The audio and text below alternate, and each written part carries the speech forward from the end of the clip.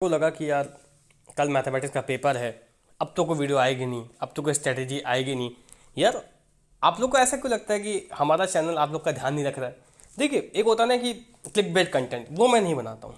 पहले बताओ किसका रीज़न है। ऐसा नहीं, व्यूज़ बहुत व्यूज़ आते हैं डेली में। स्ट्रेटेजी क्या होती है? आपने सिलेबस तो कंप्लीट कर लिया है, अधिकतर बच्चों ने पीवाईक्यू कंप्लीट कर लिया है। उन बच्चों के लिए ये वीडियो है। जो नहीं किए हैं वो वन शॉट में उलझ रहे हैं पहले जाके। अब हमसे सोचते हो कि मैं वन शॉट के बारे में इतना खिलाफ क्यों बोलता हूँ कि वन शॉट से नहीं ना मार्क्स आते भाई। आई एम सॉरी टू से 100 आउट ऑफ 100 मार्क्स का एम जो इंसान किया है वो वन शॉट देख के एक दिन में नहीं पूरा कर सकता सिलेबस। क्योंकि एक तो टेंथ क्लास का सिलेबस बड़ा है, टेंथ क्लास के बच्चे के हिसाब से भी। और हम आईसीएससी बोर्ड की बात करें, यहाँ पे कॉम्पिटेंसी बेस्ड क्वेश्चन आएंगे। सीबीएसई में भी आते हैं, बट आईसीएससी में भी अभी तो सीबीएसई के पेपर बहुत टफ आया था मैथमेटिक्स का, है ना। ये ऐसा मतलब उन हालांकि अलग अलग सेट आते हैं, बट एक सेट काफ़ी आ गया था टफ। सो स्ट्रेटेजी क्या होती है? स्ट्रेटेजी उन्हीं लोग के लिए होती है जो पढ़ाई कर चुके हैं, जिनको कुछ एक्स्ट्रा जाना है। इसलिए वीडियो बहुत बड़ी नहीं होगी, बट इंपॉर्टेंट होगी। कल आपका एग्जाम है, मेरी तरफ से सबको बेस्ट ऑफ लक। जिसने पढ़ाई की उसको बेस्ट ऑफ लक, जिसने पढ़ाई नहीं की उसको भी बेस्ट ऑफ लक। मैं सबको यही प्रे करता हूँ सबका पेपर अच्छा रहे। देखिए, ऑथेंटिक डाटा की बात करता हूँ। हम डाटा से क्या एक्सट्रैक्ट कर सकते हैं, ये बोर्ड ने निकाला हुआ है कि भाई मैथमेटिक्स में बच्चों ने अभी तक परफॉर्म कैसा किया। ठीक, अगर आप देखो तो पिछले साल का डाटा है, 2025 का पेपर भी अच्छा खासा टफ आया था। 2,40,000 और 954 लोगों ने अपीयर केस में से 1,28,976 बॉयज़ थे और 1,11,978 गर्ल्स थे। ठीक, अब देखिए मैक्सिमम मार्क्स 100, यानी 100 नंबर पॉसिबल तो है। पॉसिबल क्या, प्लॉजिबल भी है, मतलब ये आए हैं किसी बच्चे के। आप में से कोई बच्चों का 100 नंबर है। और देखिए लोवेस्ट मार्क जो है वो 6 नंबर है। पहली बात तो चलिए लोवेस्ट पे हम नहीं आते क्योंकि आउटलायर केसेस भी एग्जिस्ट करते हैं। एवरेज 64 है 100 में से, यानी 80 में से 44, क्योंकि 20 में 20 से सबको मिल जाता है। एवरेज कुछ बहुत अच्छा नहीं बोलूंगा, मतलब बाकी सब्जेक्ट का एवरेज काफ़ी ज़्यादा है। बट ये 2 लाख बच्चों का है, 2 लाख से ज़्यादा बच्चों का एवरेज है। पहली बात तो मीडियन वगैरह इसमें दिया नहीं है, तो इससे हम एनालाइज कर सकते हैं कि भाई अब देखो यहाँ पे हम देखें तो ऑलमोस्ट गर्ल्स एंड बॉयज़ का परफॉर्मेंस सिग्निफिकेंट है, जेंडर का कोई इफेक्ट ही नहीं है इस सब्जेक्ट में। ठीक है, अगर हम मीन मार्क्स की बात करें, वो भी ऑलमोस्ट रीजन वाइज की बात करें तो सबसे अच्छा परफॉर्म किसने किया है? साउथ के रीजन ज़्यादा अच्छा परफॉर्म किया, नहीं वेस्ट के रीजन ज़्यादा अच्छा परफॉर्म किया है। बाकी इसमें तो और भी चीज़ें हैं। ठीक, तो देखिए ये तो डाटा है, बट हमें ये देखना है कि इसमें बच्चों ने गलतियाँ कहाँ कहाँ की हैं।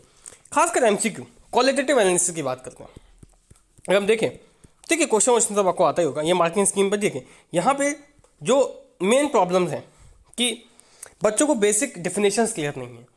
तो एक दिन पहले हम क्या कर सकते हैं, पहले तो सिलेबस उठाइए और ये डिफिनेशंस जो बेसिक हैं उनको क्लियर करिए पहले तो, कि आपको डिफिनेशन है कि आपका एमसीक्यू गलत ना बदले।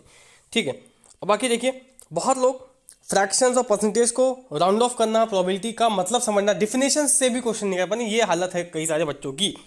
पहली बात तो अब देखिए ग्राफिकली जो लाइंस होती हैं उन, अब जैसे ग्राफिकल कनेक्शन सिलेबस में वो पढ़ा नहीं है, तो सिलेबस की एक लाइन को एनालाइज करिए, आज यही बैठ के करिए। बाकी पीवाईक्यू तो आप बहुत ज़्यादा सॉल्व कर चुके हैं।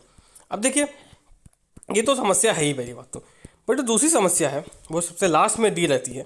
यहाँ पे इसके पेपर के एनालिसिस में, इस पीडीएफ के लास्ट में काफ़ी चीज़ें दी रहती हैं जो काफ़ी, जैसे हमारे पास जनरल कमेंट्स जो डिफिकल्ट टॉपिक्स हैं, जो कि बोर्ड कह रहा है, मैं नहीं कह रहा हूँ। डाटा के हिसाब से पिछले साल 2,28,000 बच्चों ने एग्जाम दिया, उसके हिसाब से डिफिकल्ट टॉपिक्स क्या है, मतलब वो है SGST CGST। हाँ, ये भी डिफिकल्ट लोगों को लगा क्योंकि मतलब नहीं पता होता बहुत लोग को। मैच्योरिटी वैल्यू इंटरेस्ट फॉर्मूला ये भी डिफिकल्ट लगा। प्रीमियम प्राइस ऑफ शेयर्स तो डिफिकल्ट है भी। Plotting accurately number line replacement नहीं, मैट्रिक मल्टीप्लिकेशन टफ है। TN ये देखिए, ये भैया कल एग्जाम में बहुत आएगा।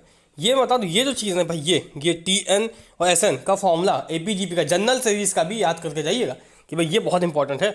बाकी डिवाइडिंग अ पॉलिनोमियल ये सब बहुत इंपॉर्टेंट, मतलब इस ये डिफिकल्ट का मतलब क्या है कि इससे जो कल पेपर आएगा वो भी डिफिकल्ट लग सकता है ना। तो इन टॉपिक्स को अच्छे से करके जाइए। Finding the equation of a line, other competitive, इसमें कुछ तो कॉमन टॉपिक्स हैं, है ना। नॉन स्टैंडर्ड एंगल्स में जो सम है वहाँ पे दिक्कत आई है ना, नॉन स्टैंडर्ड एंगल्स में, वो भी आप देख लीजिएगा। जैसे रीडिंग वैल्यू फ्रॉम ऑगाइव, तो ऑगाइव पढ़ना सीखिए, ऑगाइव से कल क्वेश्चन आएगा ही आएगा, मुझे ऐसा लगता है। ठीक है, अब जैसे यहाँ पे क्या, फ्यूअर काइंडनेस सेटिंग में question number 9, 10 which included geometry question as sub parts indicating a tendency to avoid geometry based. ये बहुत बड़ी चीज़ है, ये बहुत बड़ी चीज़ है। मतलब बड़ी चीज़ क्या है कि पेपर अटेम्प्ट कैसे करना है। बहुत बच्चे क्या कर रहे हैं, सेक्शन बी में वो सोचते हैं कि भाई मैं ग्राफ कर लूँगा, अपना आधा घंटा वहाँ वेस्ट करूँगा ग्राफ में, और फिर मैं बोलूँगा टाइम नहीं मिला। तो ये स्ट्रेटेजी है आपकी। तो भाई जिसने पढ़ाई कर रखी है वो ये गलती क्यों कर रहा है? अगर किसी की ज्योमेट्री अच्छी है तो ज्योमेट्री के क्वेश्चन अवॉइड क्यों कर रहा है? क्योंकि एक दिमाग में फियर भर दिया गया कि ज्योमेट्री के क्वेश्चन बड़े बड़े होते हैं और बहुत नहीं हो पाएंगे, मतलब बहुत टफ होते हैं। बल्कि ऐसा नहीं है। Tangent normal basic condition, tangent क्या हो गया, नॉर्मल क्या होती है, इंटरसेक्टिंग सर्कल्स क्या होते हैं, बहुत बेसिक कंडीशंस पे क्वेश्चन आते हैं। हम क्या करते हैं, ग्राफ करेंगे। हम देखिए अगर ग्राफ पढ़ने को आ रहा है तो कोई दिक्कत नहीं, और पढ़ के आंसर देना, टाइम बचेगा। ग्राफ बनाने में टाइम जाता है तो ग्राफ के क्वेश्चंस को मैं तो कहूँगा अवॉइड करिए, क्योंकि इसमें स्केल लो, बहुत टाइम लगता है, और टाइम ही तो नहीं है आपका एग्जाम में, ठीक है, टाइम टेकिंग चीज़ है। आप ऐसे क्वेश्चन करो जहाँ पे टाइम कम लगे, अगर कोई चॉइस नहीं बचती है तो आप ग्राफ कर लीजिए, क्योंकि फिर तो भाई ना कुछ तो करना ही पड़ेगा। तो ये स्ट्रैटेजी आपकी क्या है, कमेंट्स में लिखिए। बाकी बहुत लंबी वीडियो नहीं बनाऊंगा, ऐसा नहीं कि मैं 10-15 आधे घंटे की स्ट्रैटेजी बता रहा हूँ। अब बहुत समझदार बच्चे हैं, बहुत पढ़े लिखे बच्चे हैं, और बहुत सक्षम बच्चे हैं। मैं नहीं समझता हूँ कि आपको कोई 1 घंटा 2 घंटा स्ट्रैटेजी की आवश्यकता है, आपको बस 5 से 6 मिनट का रिकॉल की आवश्यकता थी, वो मैंने आपको बता दी।